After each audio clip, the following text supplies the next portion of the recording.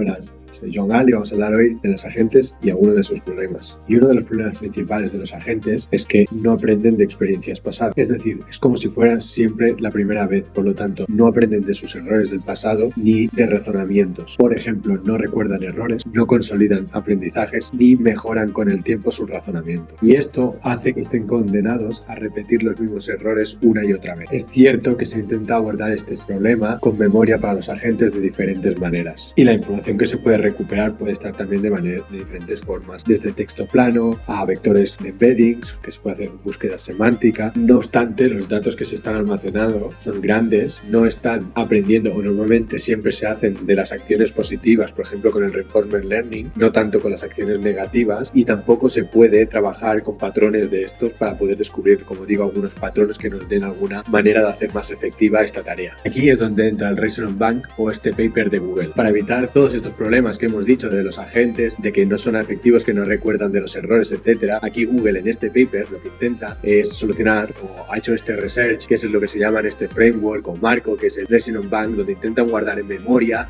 así un poquito todo el razonamiento. Como se puede ver en esta figura, aquí podemos ver que con este marco, con este framework que sí que ha utilizado Google, el Reason Bank, puedes ver una mejora de la precisión o de cuánto de efectivo es este modelo en comparación si no tuviera memoria. Es decir, este marco, este framework, lo que hace es guardar una colección de estos elementos con su título, su descripción y el contenido de este razonamiento. Como podéis ver en la imagen aquí del paper, tenemos el banco de razonamiento donde estamos guardando esta colección de elementos. Aquí cuando se está haciendo una tarea a partir de un blog o una query que se hace a este agente, primero hay una recuperación de estos elementos de este razonamiento para poder ver si hay algunas similitudes respecto a ese query. Entonces, si hay algunas similitudes se va a utilizar para poder hacer la tarea de manera más efectiva. Así no tenemos ese problema de que siempre empezaríamos de nuevo, ya tenemos como lo he hecho correctamente en el pasado, entonces es más probable que lo vuelva a hacer correctamente. En caso de que no esté, haríamos lo que se llama la construcción de la memoria. Se hace, el agente va a ejecutar esta tarea, después vamos a tener un sistema de evaluación y entonces lo que vamos a hacer, si ha sido correcta, se va a guardar en el banco de razonamiento, que puede ser utilizado a posterior como un input positivo, pero si no ha sido correcto, también este se va a poder guardar como advertencia o contraestrategia para no repetir este razonamiento. Y esto, como hemos dicho, se va a guardar con título, descripción, donde ahí tenemos su razonamiento y cuál ha sido el contenido, etcétera. Y luego finalmente todo esto se va a volver a guardar en el banco de razonamiento para poder ser utilizado en el futuro. Es decir, primero vamos a extraer razonamientos pasados, si hay alguno similar lo utilizaremos, tanto sea como advertencia como si es como input positivo para poder replicar ese razonamiento. Luego vamos a ejecutar la tarea de la gente, luego esto lo vamos a evaluar y cuando lo evaluamos ahí construimos este sistema de memoria a partir de esto. Construir este elemento a partir de este título, descripción y contenido, y luego esto lo vamos a almacenar, que es lo que se llama consolidación de la memoria, para poder utilizar en el futuro. Banco de razonamiento Reason Bank tiene uno de los superpoderes que puede aprender de los errores, y esto en este paper se enfoca que esto mejora drásticamente el rendimiento de este agente. Puede pasar de, aunque parezca poco, solo un 4% es algo bastante remarcable, que pase de un 46% de rendimiento o de precisión a un casi 50%. Pero el paper no se queda solamente aquí, también hay otra solución más, que es MATCH, que es Memory Aware Test Time Scaling, o escalado temporal de pruebas con reconocimiento de memoria. O sea, el paper, además de aportar el marco, el framework, este banco de razonamiento, nos está también aportando MATCH, que lo que hace es amplificar mucho más el aprendizaje en el momento de inferencia. El escalado tradicional en el proceso de inferencia se ha visto que da muchas buenas mejoras en estudios previos, como se puede ver aquí en el documento que hace referencia al paper de Snell, que si comentáis o dais like lo podemos ver en vídeos posteriores. No obstante, este escalado es sin ninguna dirección y lo que está aplicando Match es, junto con el banco de razonamiento, es aplicar una dirección, es decir, porque proporciona memoria y estrategias. Además también puede generar cierta diversidad y nuevas experiencias, y además los dos conjuntamente en el bucle se ayudan y mejoran la eficiencia. El escalado tradicional en tiempo de inferencia genera múltiples trayectorias, pero todo esto sin dirección. No obstante, esto se ha visto en estudios previos, como aquí hace referencia, que ha tenido una mejora en la precisión y en la optimización. Aquí, si ponéis un comentario me gusta, podemos poder ver el paper de Snell. No obstante, como he dicho, estas trayectorias no tienen ninguna dirección. En cambio, con Reason Bank sí que podemos aportar memoria de estrategias pasadas y redireccionar mucho estas posibles trayectorias. Además, como tenemos un conjunto de positivo y negativo, podemos crear diversas estrategias combinando ellas para poder encontrar nuevos caminos de hacerlo de manera más eficiente. Entonces, con esta manera conjunta generamos este bucle mucho más óptimo e incluso más diverso, que podemos llegar a soluciones muchísimo mejor, mejorando así la eficiencia y la optimización de la resolución de la tarea. El match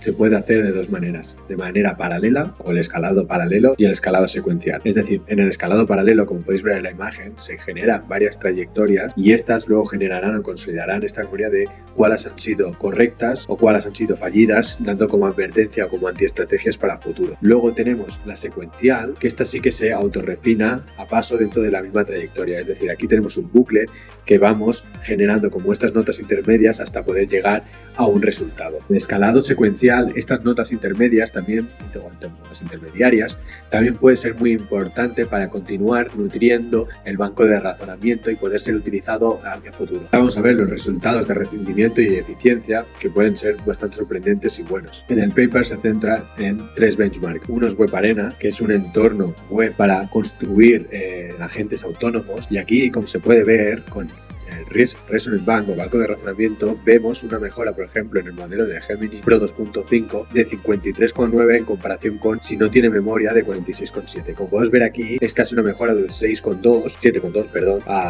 de rendimiento y eficiencia, que es relevante. También se puede ver, como podemos ver en esta tabla, una reducción de los pasos de razonamiento de 8,8, por ejemplo, en el modelo de Gemini 2.5 Pro a 7,4. También para el benchmark o punto de referencia de ingeniería de software se ve una mejora. Por ejemplo, en el modelo de Gemini 2.5 Pro vemos una mejora cuando hemos utilizado Resonant Bank de 57,4 en comparación con 54.